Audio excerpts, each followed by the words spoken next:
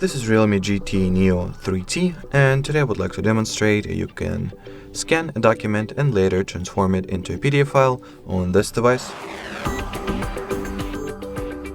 To begin with, I will say that I'm going to use the Google Drive app for it. It usually comes pre-installed with the system, but if you do not have it, just get it for free from Play Store. Then launch the app, log in if necessary. As you can see, it has signed me out of my Google account, so in my case it is indeed necessary. So log in with Google account, obviously.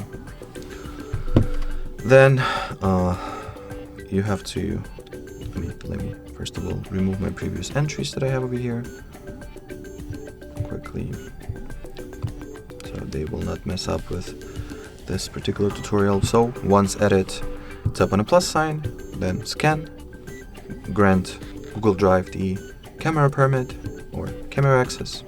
Once the camera interface launches, you're ready to scan or take a photo, take a document that you wanted to scan, then lay it flat and straight in front of you as good as it humanly possible. Then take the photo of this document also to the best of your abilities. Look at the result, see whether you're satisfied with it. If not, redo the photo.